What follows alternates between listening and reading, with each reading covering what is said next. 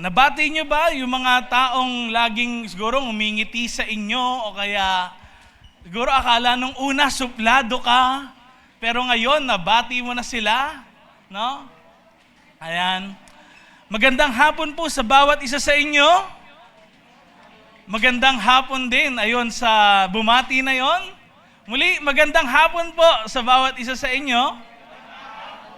Yan. And alam niyo po, itong nakaraang linggo, kung kayo po ay present, nag-start tayo ng bago nating series. And ang pinag-uusapan po natin ay tungkol sa God's will. Sabihin mo nga, God's will.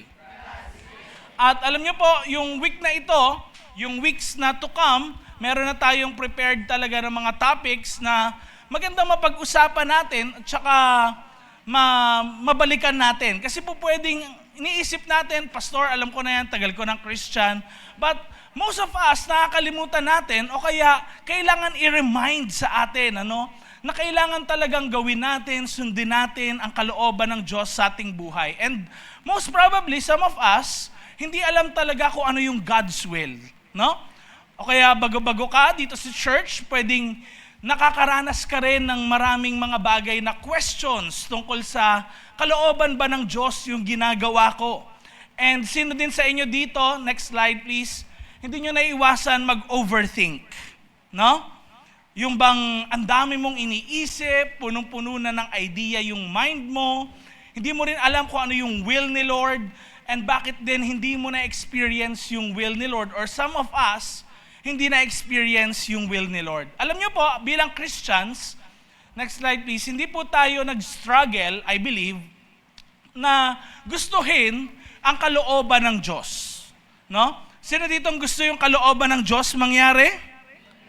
So, kung naniniwala tayo that God loves us so much, kung talagang alam mo sa sarili mo, gusto ng Diyos yung best, yung magandang buhay para sa akin, gusto ng Diyos na hindi masira ang buhay ko, kundi magkaroon ako ng life na fullness of life. Alam niyo po, mas gugustuhin natin lagi yung will ni God. Tama ba yon? And familiar ba kayo na si God, meron siya talagang will sa bawat isa sa atin. Meron siyang planong maganda sa iyo at sa akin. Sinong naniniwala doon, pwedeng sabihin mo nga, ako yon. Now, ang problema sa atin, hindi tayo nag-struggle dun sa gusto natin yung will ni God. Nag-struggle tayo dun sa paghihintay sa kung ano ba yung kalooban ng Diyos. No? Ang problema sa atin, okay, sige Pastor, go ako dyan sa will ni God, kaya lang struggle naman tayo, teka Pastor, kailan ba yun? O kaya naman, nag-struggle tayo, may mga pagpipilian ako Pastor, alin dito? Ano po ba yung dapat kong gawin? And sometimes ginagawa natin sa ating mind, sabihin mo yung pros at saka cons. Pag ginawa ko ito yung positive side, then negative side. And for most of us, hindi natin alam paano i-balance and hindi na tayo nakapag-decide, and minsan kung makapag-decide man tayo, babalikan natin and magkakaroon tayo ng regret sa ating buhay. Sana pala di ko lang ginawa. Kaya sa next time na nagkaroon ka ng major decision in your life or meron kang ginagawa sa pang-araw-araw, feel mo na stuck ka na. And nangyayari sa ating pag-iisip, we are overthinking things ngayon sa ating buhay. Yung mga hindi naman dapat i-problema, pinoproblema mo na. Yung mga bagay na dapat iisipin mo, hindi mo na iniisip. Ibang mga bagay na di mo naman dapat isipin, yun na yung mga bagay na iniisip mo sa iyong buhay. And ito actually, yung ating pag-uusapan ngayong week na ito, next slide, it's all about overthinking. Sabihin mo nga, overthinking. Now, sino dyan sa inyo ngayon, yung siguro feeling nyo, yan talaga yung pinagdadaanan nyo currently sa inyong buhay. Pwede bang kaway-kaway naman kayo? Come on. If you are that person, ayan yung iba sa inyo. O baka nakikihay lang kayo dyan sa camera, no? Kaya ganon. But nonetheless, alam niyo po, ito yung ating topic ngayon. Pakita nga natin, topic natin. It's all about overthinking. And nagsisearch ako, sabi ko, ano kaya mga video yung pwede nating ipalabas tungkol sa overthinking. And nung nagsisearch ako, biglang nadala ako dito sa video na ito. Pwede ba natin ipakita yung video? Na isang bata pa lang siya, kaya lang overthinker na pala siya, no? And mahahambing din natin ang ating mga sarili sa batang ito. Okay? Ready na ba?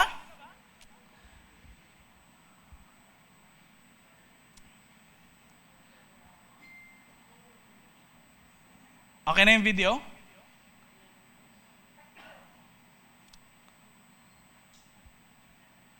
Ayan.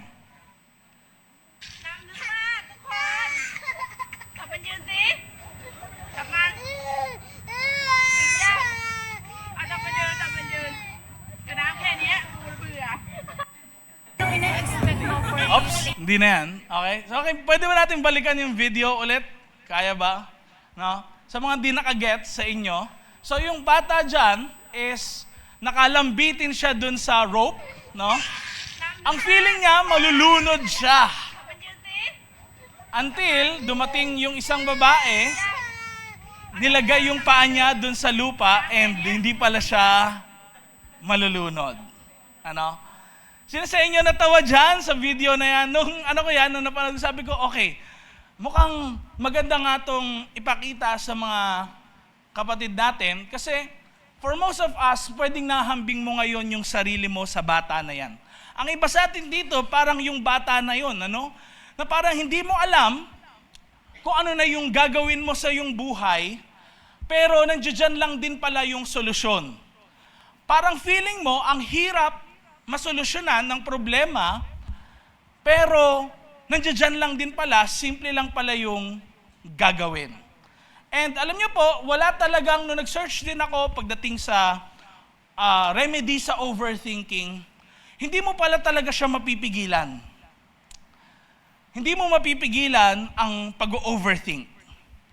Hindi mo rin yun makokontrol sa iyong buhay. Kasi may mga bagay na gusto kang isipin, pero biglang papasok sa iyong buhay, o kaya papasok na lang bigla yung idea na yun kahit hindi mo naman iniisip, magkakaroon ka ng fear, magkakaroon ka ng worry, pero alam niyo po ba, pwedeng iba sa atin dito ngayon na nakakapag-overthink, akala natin walang solution yung pag-overthink, pero meron din pala kung meron tayong gagawing unti-unting steps, na kapag unti-unti nating ginagawa, no? Mag-accumulate siya over time and mangyayari sa ating buhay na pupwede natin ng ma-overcome ang pag-overthink. Ready ba kayo doon? Ready ba kayo doon? No? So, overthinking. Ang iba siguro sa atin dito, ang gusto natin malaman is, Pastor, magiging CEO ba ako? Mapopromote kaya ako? Magiging manager kaya ako ng company namin? Ako kaya yung next mayor ng isang lugar? Ako kaya yung magiging ganitong model in the future?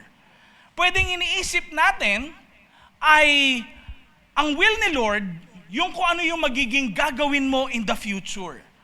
Pero actually, pag tinignan natin ang Bible, ang will ni Lord ay mas focus or tungkol sa kung ano ka nagiging.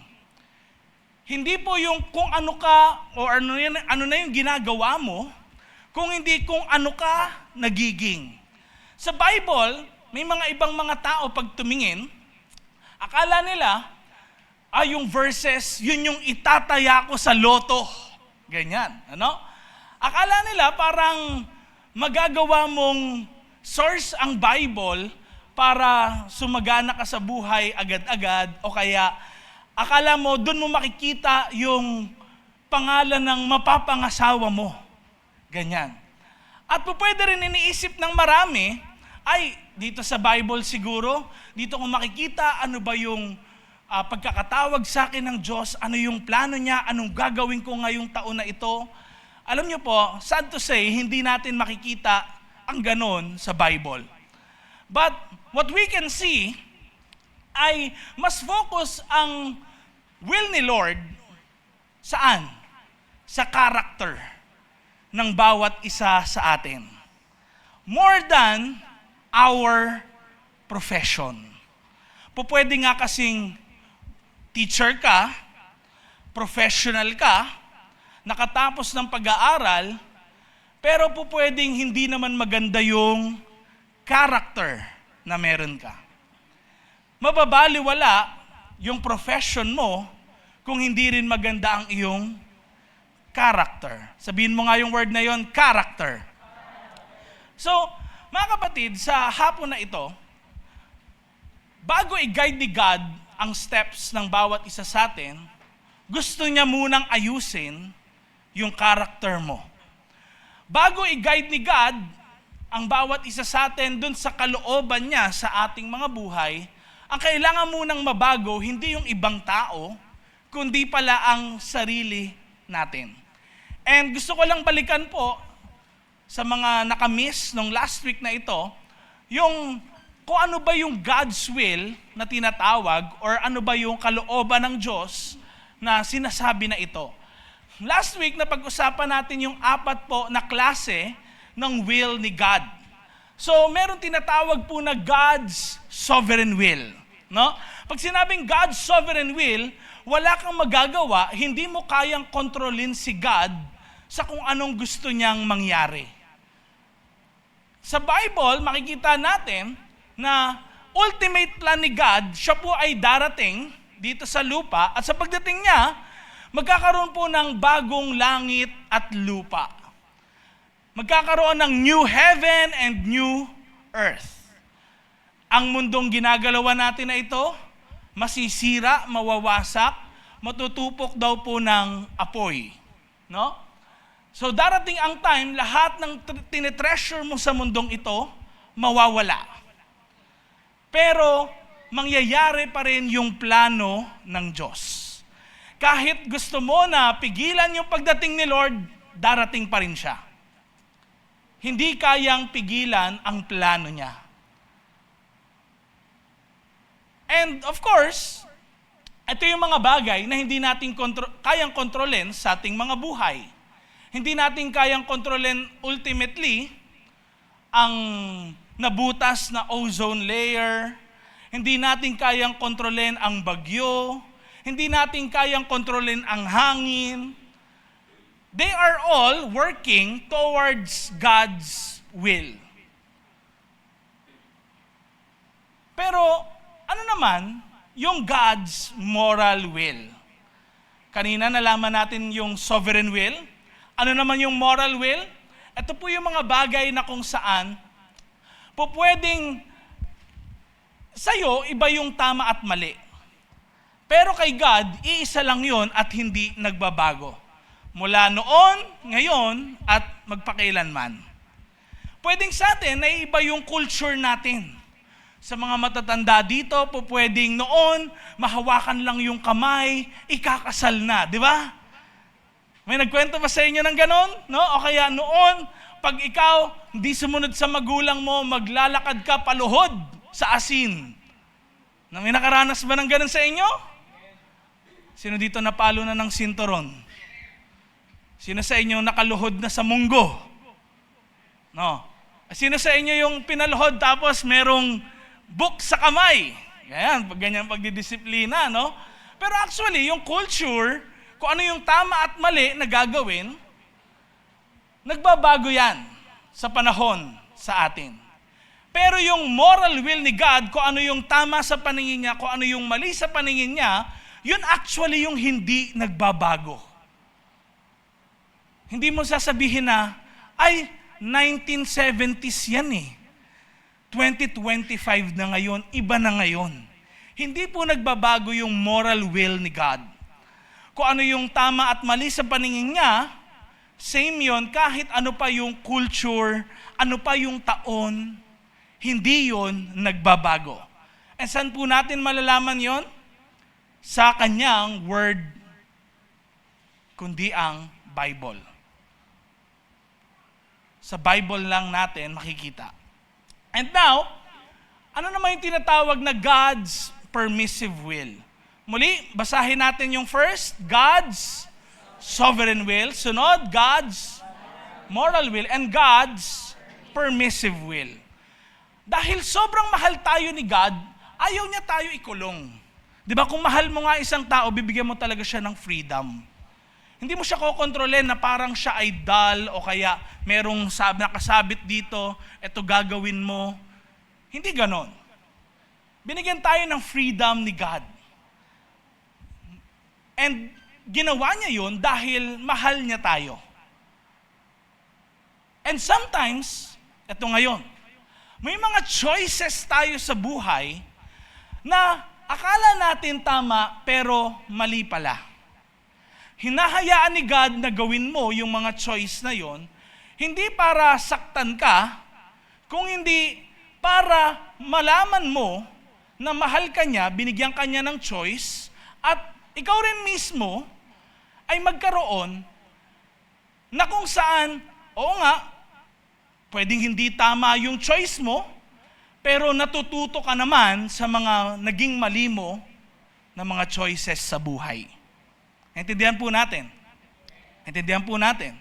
So ang isang tao, for example, nagnakaw, nagdroga, tapos nahuli ng pulis, hindi mo pwedeng sabihin na kalooban ng Diyos sa kanya yun.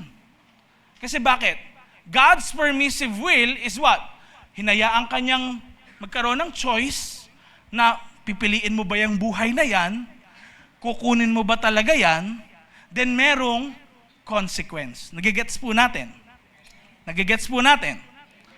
So, sa ating buhay, may tinatawag na ganyan. Ano? At meron din pong pang-apat, tinatawag na God's personal will.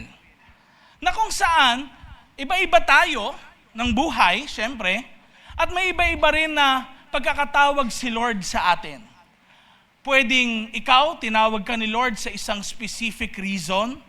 Pwedeng tinawag ka ni Lord maging doktor, tinawag ka ni Lord maging abogado, tinawag ka ni Lord maging politician, tinawag ka ni Lord para magpaawit dito sa unahan, tinawag ka ni Lord para mag-encourage ng mga tao, mag-support sa ibang mga tao, talagang tumulong sa iba. Pwedeng may mga ganun na calling sa atin. O kaya naman, inaasam-asam ng marami, alamin yung taong mapapangasawa nila kasi ayaw nilang magkamali sa kanilang buhay. Sino mga ganun yung iniisip nyo sometimes? Na parang, Lord, kung meron ka lang kalooban, sana magawa ko lagi para hindi ko ma-miss out, tapos hindi ako ma-stack up sa aking buhay. Alam niyo po, ultimately, iniisip kasi natin, parang more on bigger things yung will ni God sa ating mga buhay agad-agad. Pero number one, kung paano daw po tayo hindi mag-overthink sa mga bagay-bagay, ay ito po, next slide. Pag-isipan mo ang pang-araw-araw mong choices. Naulit ko, pag-isipan mo ang pang-araw-araw mong choices. Bakit kailangan, Pastor, pag-isipan ang pang-araw-araw nating choices? Kasi bakit po, next slide, meron tayo siguro, iba sa atin dito, obsessed tayo sa major life decisions natin. Pupunta ba ako ng ibang bansa? Doon ba ako mag-work? Kakasal na ba ako sa ganitong araw na ito? Ano ba yung kasal ko? Malaki? Maliit? Sino dito sa manliligaw ko na ito yung pipiliin ko? Masyado tayong concerned doon. Concerned ka na, okay, tinatawag ba ako sa business na ito or what? Pero sa totoo lang, hindi natin pinag-iisipan yung pang-araw-araw nating choices. Sinasabi mo, plano sa akin ni Lord, magiging professional ako in the future. Ang tanong, nag-aaral ka ba towards dun sa profession na yon na sinasabi mong plano ng Diyos sa buhay mo? Ang iba sa atin pwedeng, okay, Pastor, magiging ano po ako magiging doktor ako Kaya lang ang problema, ang inaral mo, engineer. Hindi pwede yon. Ang iba sa atin, gusto natin makatapos ng pag-aaral, pero anong ginagawa natin? Pwedeng nag-google ka, inaabot ka ng madaling araw sa social media, kakascroll mo sa TikTok, o kaya kakalaro mo ng games sa cellphone, o kaya mas marami kang time sa basketball, ano pa bang pinagkakabalahan ngayon, pwedeng billiard, or marami pang mga bagay, na hindi mo naman, hindi ka nagkakaroon ng focus sa mga dapat bigyan mo ng focus. Tapos mag-overthink ka na, hala, paano na yung pag-aaral ko? Bagsak daw ako. Nag-overthink ka dahil bakit? Meron ka kasing daily choices na hindi mo pinag-iisipang maigi. Kanina, may nakausap kami na sabi niya talaga, dami ko ang utang eh. Sabi niyang ganun. Tapos alam niyo po, sabi ko sa kanya, ano bang araw-araw mong choice sa iyong buhay? Kung sa sahod ka, kikita ka ng pera. Pinag-iisipan mo ba, maigi, yung pang-araw-araw mong choice? Kung nakakain ka, may budget ka ng pera doon. Anong ginagawa mo sa ibang natitira? Anong ginagawa mo sa ibang natitira mong pera? Pinanlilibre mo ba sa iba?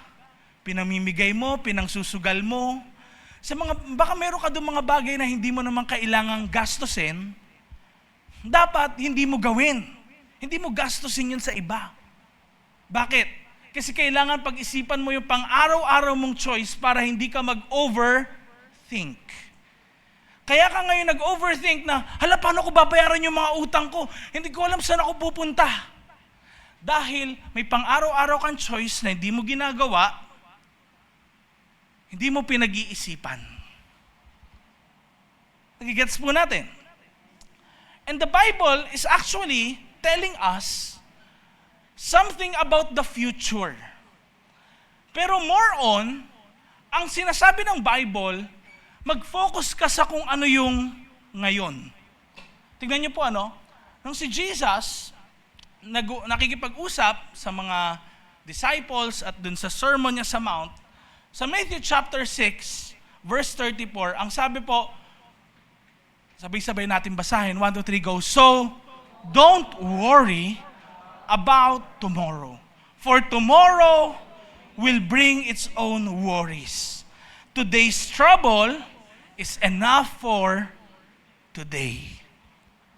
Tingnan niyo po, ang Bible, inuulit ko sa inyo, hindi niyo makikita dyan sinong mapapangasawa mo, hindi niyo makikita dyan anong magiging career mo, hindi niyo makikita sa Bible saan ka dapat titira. Hindi niyo makikita sa Bible kung sino dapat yung magiging friends mo, may specific names. Pero ang Bible nagsasabi tungkol sa future. Anong sabi? Don't worry. Sabi mo nga sa katabi mo yon, don't worry. Come on sa taas dyan, sabi mo sa katabi mo, don't worry. Bakit? Tignan nyo. Kasi for tomorrow daw, yung kinabukasan will bring its own worries. Dadating yan. So, ano yung kailangan focus natin? Kung ano yung ngayon. Kaya tinanong sabi, today's trouble is enough for today. Sabihin mo nga yan, today. At minsan, ang iba naman sa atin, napaka-overconfident natin sa plans natin. May pwedeng buo na yung plano mo sa darating na 2026. Pastor, ganito yung mangyayari, eto na po. Pupunta kami sa ganitong lugar, magpapayaman kami doon, ito na ang magiging buhay namin. Para bang James chapter 4 verse 13. Ano pong sabi? Sabi ni James sa ibang mga mananampalataya, noong unang panahon na overconfident sila sa magiging buhay nila, parang dami kasi nilang connection, dami nilang kakilala, alam na nila kung ano yung endpoint ng buhay nila. At parang hindi na nila kailangan yung kalooban ng Diyos sa kanilang buhay. Tingnan niyo po, anong sabi? Sabi daw ng mga tao, today or tomorrow we will go to this or that city, spend a year there, carry on business, and make money. Pupunta kami sa ganitong lugar, mamumuhay doon, 1 taon, gagawa ng business, kikita kaming malaki. Pero ang sabi ni James, tingnan niyo po, pagdating ng verse 14, next slide please, ano sabi? Why? You do not even know what will happen tomorrow. What is your life? And tingnan niyo yung ginamit niya na word, you are a mist. Isa kang usok lang. Na ano daw? That appears for a little while, then vanishes. Andiyan ka lang, hindi mo alam kung matagal ka pa dito sa lupa. Hindi mo alam kung hanggang kailan ka. Sa akin po, personal experience, may mga tao akong nasabihan talaga na sa sarili ko lang, hindi ko ina-expect na mauuna siya kaysa sa akin. O kaya hindi ko na-expect na biglaan na kakausap ko lang, wala na ngayon. Ganun po ang buhay.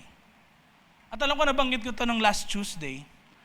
Sinasabi ko lagi na maikli ang buhay ng tao. Hindi natin alam kung hanggang kailan tayo.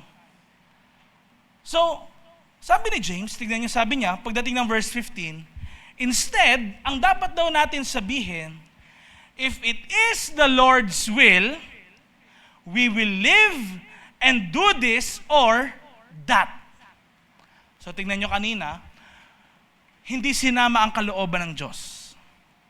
Dito, sabi ni James, ang dapat daw sabihin natin ay, kung kalooban ng Diyos, gagawin namin to, gagawin din namin yun.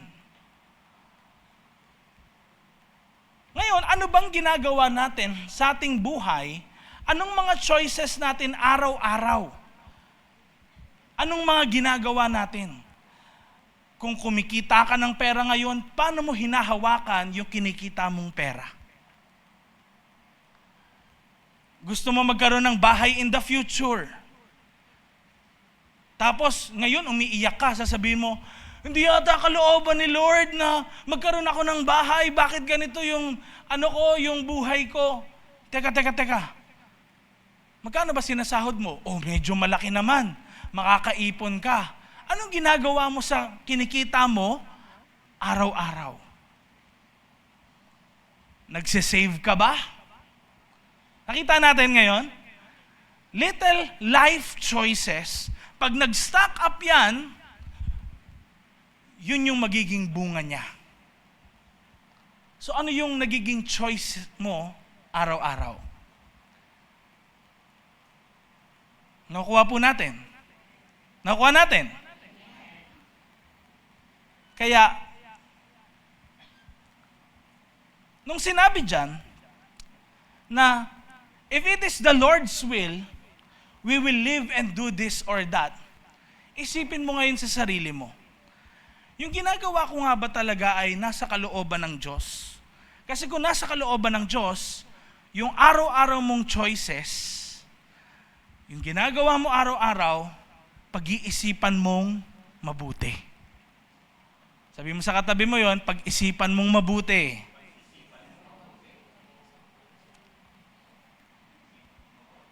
And actually, the best way to find God's will para sa ating future is what? To live faithfully for Jesus today. Para natin malaman kung ano yung kalooban ng Diyos sa ating buhay, ultimately, kailangan araw-araw nating sundin, araw-araw tayong mamuhay para kay Jesus. Paano tayo, Pastor, makakapamuhay para kay Jesus? Point number 2. Alamin mo ang mga bagay na gusto ng Diyos. Para mo malaman kung ikaw ay nasa God's will din, at talagang lahat ng gagawin mo towards God's will, kailangan alamin mo yung mga bagay na gusto ng Diyos. Ano po ba yung gusto ng Diyos para sa buhay ng bawat isa sa atin? Sa 1 Thessalonians, pakita natin yung verse, chapter 4, verse 3. Ano yung sabi doon? God's will for you is to be, ano daw? Holy. Yung word na holy, actually, next slide, ay hagayos. Ano yung hagayos na yon?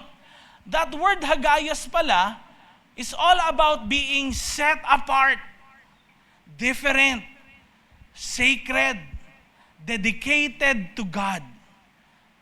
Hindi yan yung wala ka nagagawang kasalanan, pero ang ibig sabihin ng holy ay ang buhay mo mismo, nagagamit mo para gawin ang mga bagay na nakakalugod sa Diyos.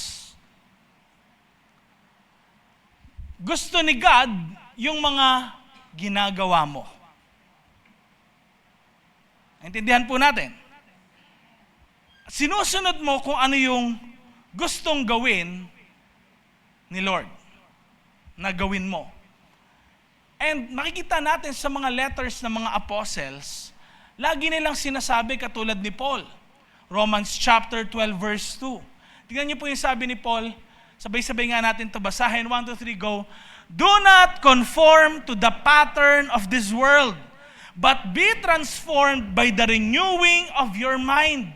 Then you will be able to test and approve what God's will is. Ano daw? His good, pleasing, and perfect will. Makukuha mo daw at malalaman mo, matitest mo isang bagay kung will talaga ni God. Kung una sa lahat, tignan niyo sa nakalagay, do not conform to the pattern of this world. Ano bang ginagawa ng mga taong wala talagang relationship kay God? Ano yung mga common na ginagawa nila? Kung ikaw sumusunod ka sa kanila, kung okay lang para sa yung ginagawa nila at sumasama ka sa kanila, then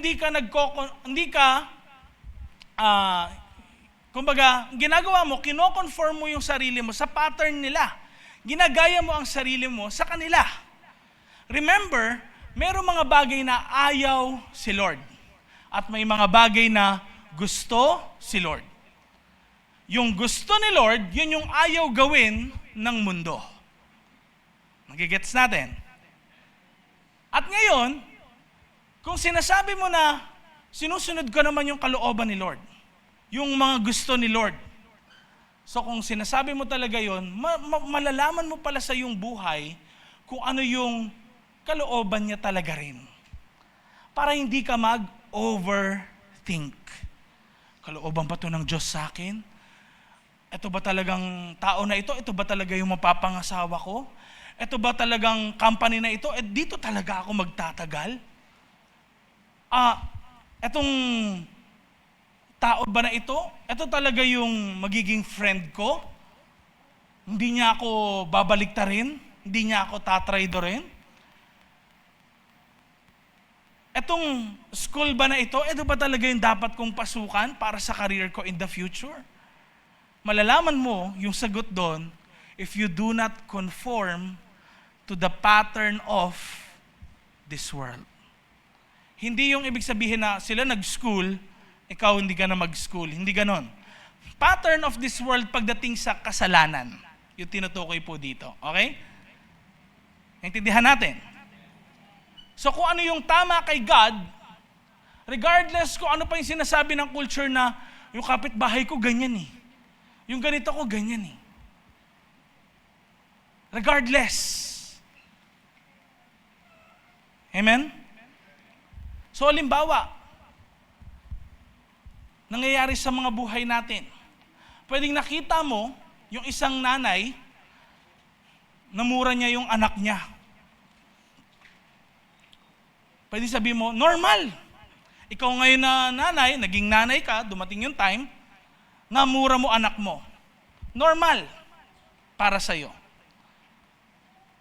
Yun ba talaga yung buhay ng isang tao na masasabing sumusunod talaga kay Lord?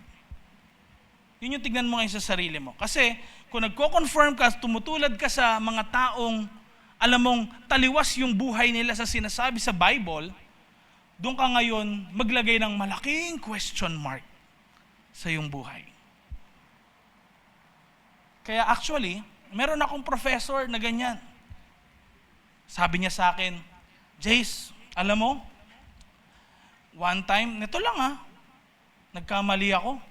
Gumagawa akong sermon.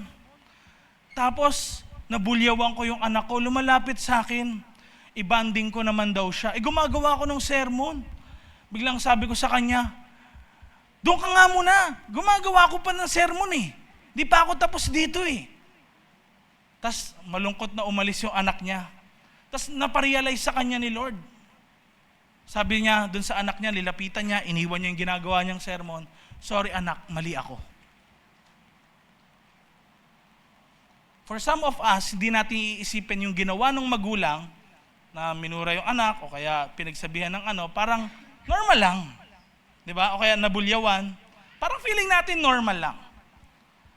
Pero mapapafeel sa atin ni God, meron tayong conscience sa ating puso na ang Holy Spirit yung magsasabi noon, if you are not conforming to the pattern of this world, mafe-feel mo rin yun sa iyong buhay. Ang problema kapag nakikita na nga talagang mali yung ginagawa mo, hindi mo pa nararamdaman na mali. Kaya, next slide, bago ka mag-worry sa iyong future, mag-worry ka kung ano ba yung moral will ni God ngayon. Nasusunod mo ba talaga yun? Amen? Kasi yun yung mas important. Ang Bible, ulit ko po sa inyo, hindi mo makikita dyan yung kabuuan ng will ni God sa buhay mo. Makikita mo, ano yung kalooban ng Diyos sa iyo na gawin mo araw-araw. Na dapat mong sundin araw-araw. Na dapat mo maging standard sa iyong personal life. Kaya for a person na kung saan pwedeng sinasabi mo na, okay, Pastor, nasa akin naman na lahat ng bagay na ito dito sa mundo. Pwedeng, kailangan ko pa ba si Jesus? May mga taong nagtatanong ng gano'n. O kaya parang feeling mo, wala nang dapat i-correct in your life. Kapatid, yun yung delikado. Kasi kahit sa akin, merong kinokorek si God.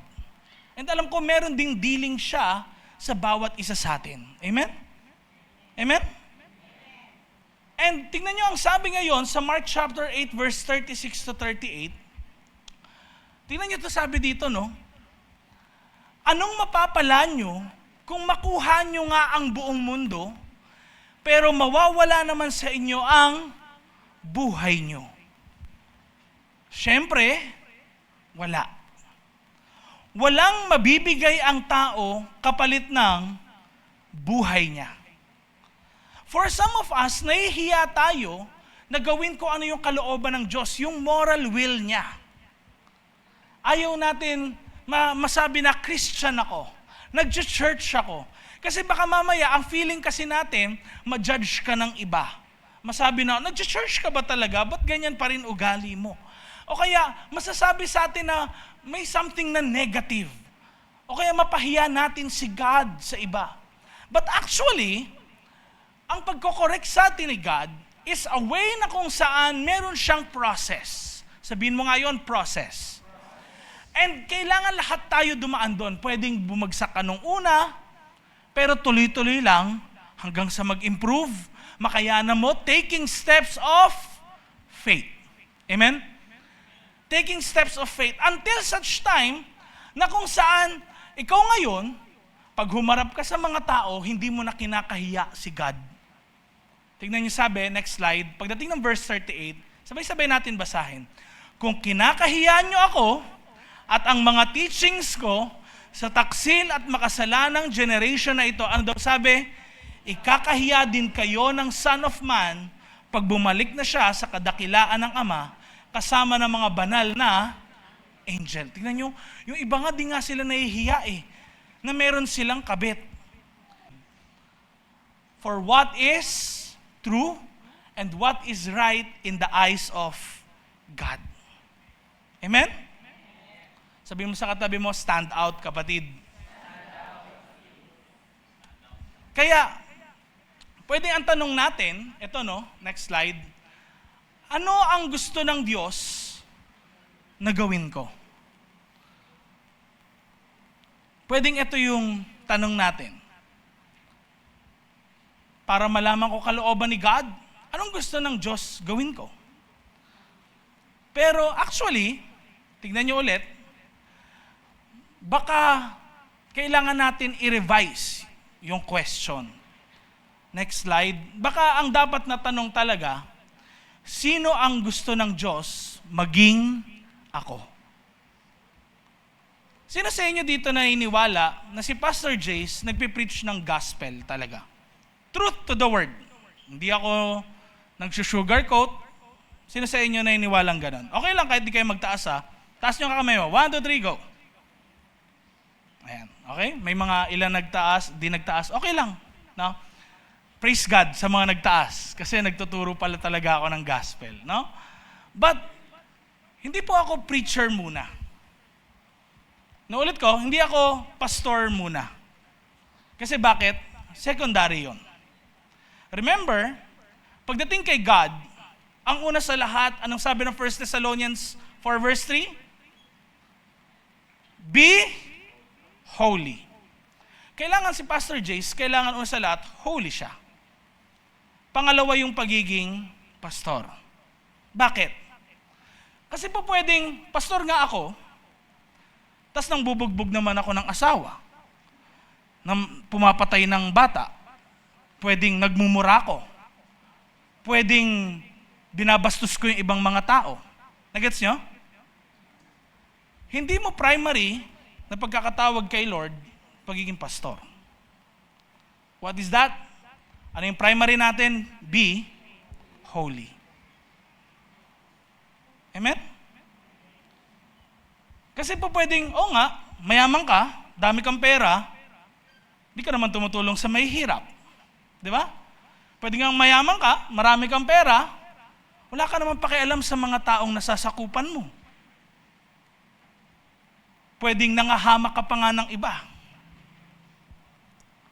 Pwedeng hindi nag-i-improve yung life ng mga taong nasa paligid mo. Pwedeng, maganda yung buhay mo, maganda yung career mo, pero sira naman yung family mo. Hindi pwedeng okay ka sa profession mo, tapos pagdating sa family mo, hindi. Kung ako yon, pastor ako, tapos hindi maganda yung relationship ko sa asawa ko, sa family ko, then hindi ako o wala ako sa will ni God.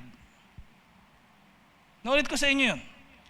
Pwedeng maganda profession mo, hindi naman maganda yung ibang area ng buhay na dapat talagang pagtuunan mo ng pansin, then wala ka rin sa will ni God. Kung nakikita mo yung sa sarili mo ngayon, kailangan natin ng alignment. Baka kailangan balansihin mo ngayon yung buhay mo. Pwedeng maganda nga relationship mo, kaya lang, paano naman yung profession mo naman? Paano yung responsibility mo sa labas? So, you need to balance things out sa buhay mo rin. Para sa ganun, masabi talaga na nakikita sa buhay mo na ikaw ay banal. Hindi yun banal na wala ka nagagawang kasalanan, kung di sinusunod mo kung ano yung sinabi ni Lord na gawin mo sa iyong buhay. At ano sabi niya? Be last time, be holy. Kaya, kung tayo magtatanong, next slide, Pastor, sino po ba yung mapapangasawa ko? Di ba? Sa mga kabataan dito.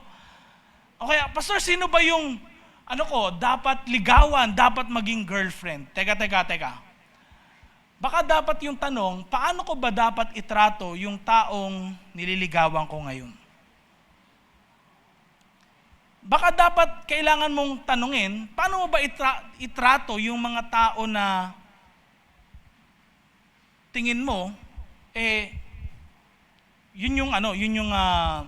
paano ka ba makisalamuha sa ibang mga tao ngayon?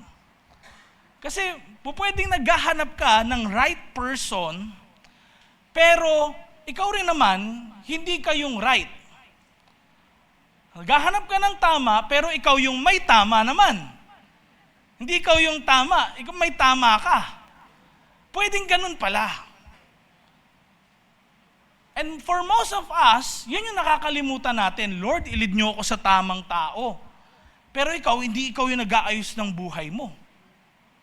Sila nag-aayos sila, kaya hindi ka nililid. Kasi bakit? Ikaw mismo, hindi ayos.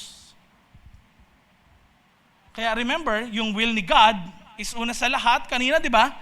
Intro ko sa inyo. More on, ang binabago ni Lord, yung character natin. Daily choices. Yung inaalam mo kung ano ba yung gusto ni Lord sa iyong buhay. Nagigets natin? Palakpakan nga natin si Lord doon. And last but not the least, paano natin to gagawin lahat, Pastor? Okay, nalaman ko na yung kagustuhan ni Lord sa aking buhay. Inaayos ko na yung choices ko, pag-iisipan ko na maigi. And ito yung last. Para ma-avoid natin yung pag-overthink sa ating buhay. Ano yon? Gawin ang lahat ng bagay para sa glory ni God.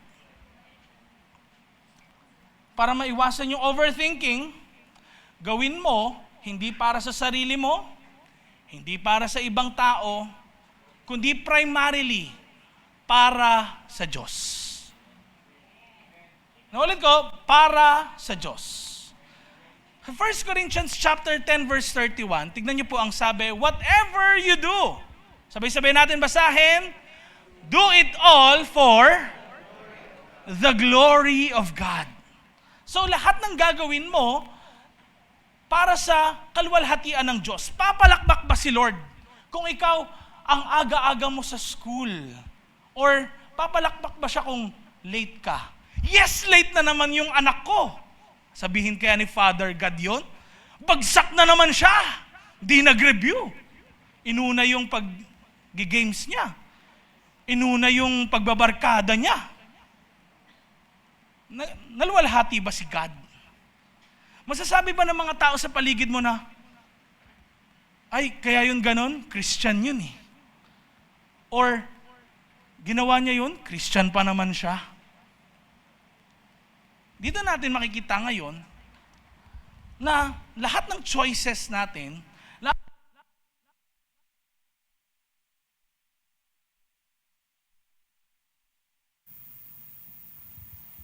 lahat ngayon ng ginagawa natin, dapat pala, merong tayong kailangan na focus. Para kanino mo ba ginagawa yung bagay na yan? And let me tell you kapatid, walang masama sa paggawa ng isang bagay, pagtatrabaho, para sa family, para sa isang tao, walang masama doon. Pero kung mapupunta sa tao lang talaga, ito po nangyayari to sa marami, mapapagod ka lang. Naulit ko, mapapagod ka lang. Dahil darating yung time na pwedeng sila,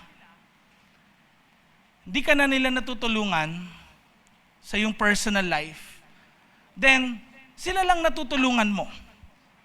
Darating din yung time na pwedeng kahit anong magandang ginawa mo sa kanila, sila rin, susuklian naman nila yun ng hindi magandang bagay. Na as if wala silang nakitang maganda para sa'yo. Mga kapatid, kung people ang pinag-uusapan, people will always fail us. Amen? Pero, kung gagawin natin para kay God, una sa lahat, pangalawa magulang natin, or asawa natin, family natin, mga kapatid, kahit napapagod ka, basta iniisip mo, para kay Lord eh. Amen? Para kay Lord eh. Matutuwa si Lord. Kaya kanina ito yung pinaawit natin, the joy of the Lord is? The joy of the Lord is? Bakit? Kasi, Alam ko matutuwa si Lord pag ginawa ko to. Hindi to para maging mataas ako, maluwalhati ako yung mapuri nila. Kundi sino yung mapuri? Si God. And alam niyo po, pwedeng gusto natin lahat ang plano ng Diyos sa future, pero ito yung problema, hindi guaranteed yung kinabukasan. Kaya, anong dapat natin gawin ngayon? Kailangan po, gawin natin lahat ng bagay para maparangalan siya ngayon. Amen? Amen? So ano yung mga bagay na yun na pwedeng di mo nagagawa for the glory of God? Start doing it for God's glory. Kahit wala nakakita. Pinagkatiwalaan ka ng pera, pinagkatiwalaan ka ng mga bagay, be faithful sa bagay na yon. Kasi sa mga taong faithful sa maliit na bagay, pagkakatiwalaan ng Diyos ng greater and bigger things. Amen? Muli, reviewin natin ano yung tatlo na yon, na kung saan unti-unting maiwasan natin yung overthinking. Muli, sinasabi ko sa inyo, hindi talaga yun maiwasan, pero towards that goal, para sa ating buhay, maiwasan natin yung pag-overthink at makalaya talaga tayo. Kasi nakita ko sabi nung ibang mga experts din at mga psychologists, sabi nila, kahit ano daw sabihin mo sa isang tao na wag mo nang isipin yan, may isip nila. Kapag sinabi mo nga daw sa isang tao, wag kang matakot, matatakot yan . O, ito nyo, sino sa inyo nasabihan? Wag kang magagalit pero nagalit yung nanay nyo. Di ba? Di maiwasan. Pero meron tayong steps na pwedeng gawin. Ano yung number 1? Sabay-sabay. 1, 2, 3, go. Pag-isipan mo. Number 2? At number 3, so kung makikita nyo, number 1 and 2, more on sa mind, no? Number 3 ay pagkilos. Kaya, ano yung mga bagay ngayon na yan na dapat mong simulan ngayon? Amen? Simulan natin ng maliliit. Huwag kagad malaki kasi pwedeng ningas-kugon ka lang . Sa una ka lang magaling. Ba't hindi mo simulan sa pang-araw-araw mong choices? Amen? Tayo ay manalangin. Lord, salamat because you are reminding us tungkol sa kalooban mo. At ang una sa lahat, ang kalooban mo ay mabago ang aming mga isipan. Na pag-isipan talaga naming maigi yung mga pang-araw-araw naming choices. At ganun din, Lord, alamin namin patuloy yung mga bagay na gusto mo. Lord, tulungan niyo sila maging Bible readers. Alamin nila, Panginoon, ang iyong salita. At higit sa lahat, sa pag-apply nila ng mga bagay na gusto niyong gawin nila, tulungan niyo po sila na mabigay nila po sa iyo lahat ng kaluwalhatian, lahat ng glory. Ikaw, Lord, yung maging focus ng kanilang life. In Jesus' name. Amen and amen. Come on, palakpakan.